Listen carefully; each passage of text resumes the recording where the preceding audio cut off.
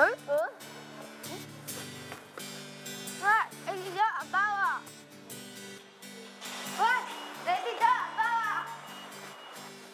你跌咗銀包啊！係喎，唔該晒，有冇留意先？咦，我哋讀同一間學校喎，你讀邊級啊？我讀中一，想問你哋知唔知1A分課室喺邊？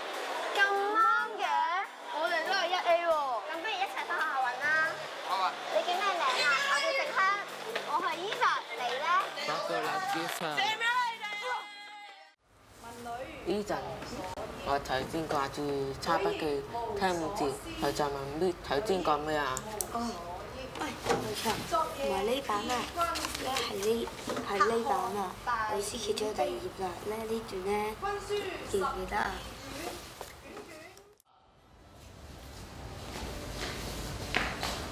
嗱，我熱身做完啦，咁今日阿 Sir 咧會教你羽毛球嘅規則同埋技巧。咁羽毛球咧喺世界入邊咧分開有男單、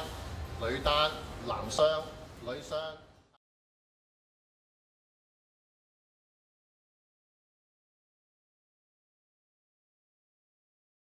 今年9月，我有聽障嘅女會讀小1，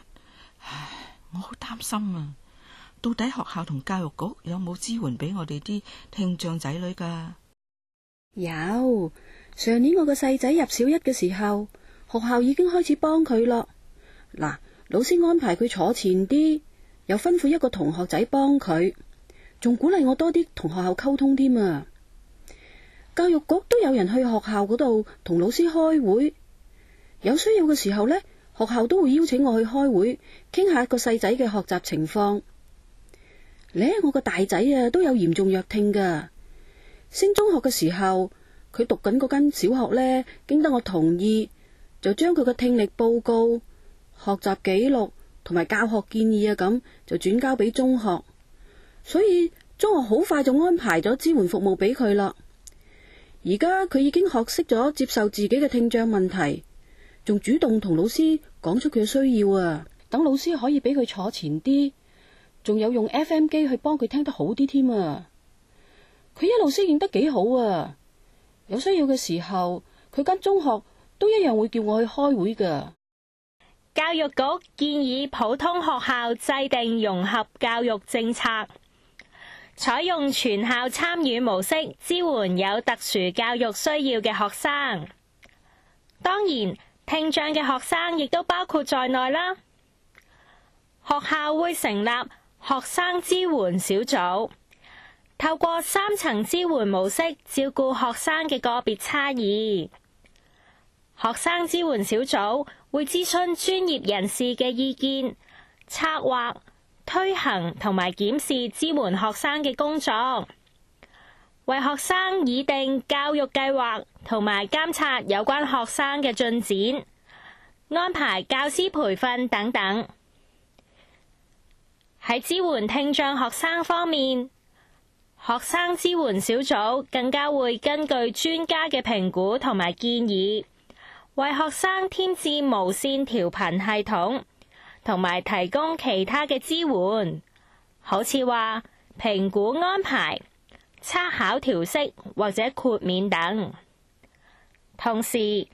亦都會按學生嘅需要安排社交小組、朋輩輔導等等，擴闊佢哋嘅社交圈子，同埋協助佢哋融入校園生活㗎。以前有個聽覺組俾啲服務嗰啲聽障細路嘅，但係而家好似冇晒呢啲服務喎。唔係，教育局只係重組咗啦。而家由言語及聽覺服務組統籌聽障學生嘅服務，佢哋仍然有提供驗耳啊、配機嗰啲服務㗎。上年仲出咗啲輔助教材添。但係唔似得好似以前咁，有人去學校睇我哋啲聽障仔女喎。學校啲老師日日同我哋啲仔女接觸，最熟悉佢哋啲特性同埋需要啦。我哋有咩問題同困難，梗係揾學校嘅老師先啦。佢哋應該可以幫到我哋㗎。另外，我知道教育局有督學或者特殊教育支援主任，會定期去學校同校長啊、老師開會，提供專業意見嘅。為咗令到有特殊需要嘅學生，包括聽障學生融入校園生活同埋更加有效咁樣學習，學校應該建立共融文化，制定完善嘅校本支援政策同埋措施。而教育局會為學校提供唔同嘅額外資源同埋專業支援，協助學校照顧有特殊教育需要嘅學生。督學或者特殊教育支援主任會定期探訪學校，就學校支援有特殊教育需要嘅學生嘅政策、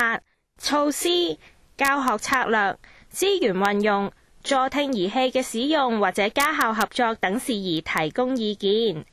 有需要嘅時候，會同專業組別嘅專責人員為學校提供進一步嘅專業支援。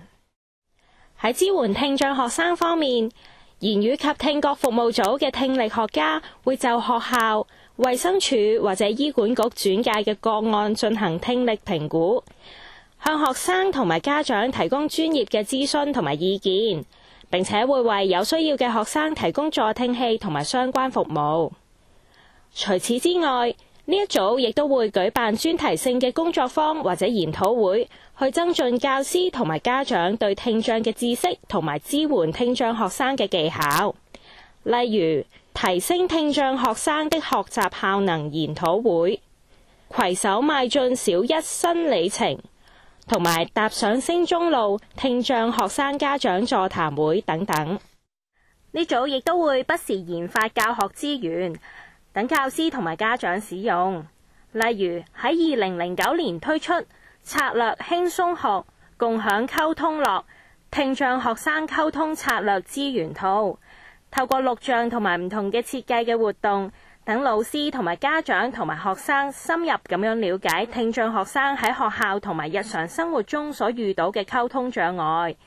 並且掌握同聽障人士溝通嘅技巧。其他嘅仲有融合教育運作指南、聽覺弱能兒童課程指引、認識及幫助有特殊教育需要的兒童教師指引，同埋特殊教育需要學生校內考試特別安排等等。但係啲老師唔識教聽障嘅學生㗎喎。一般老師都受過教學嘅專業訓練，對照顧學生嘅學習差異有一定嘅認識。為咗提升教師支援有特殊教育需要嘅學生嘅能力，教育局喺2007-2008學年制定咗一個為期5年嘅教師專業發展架構，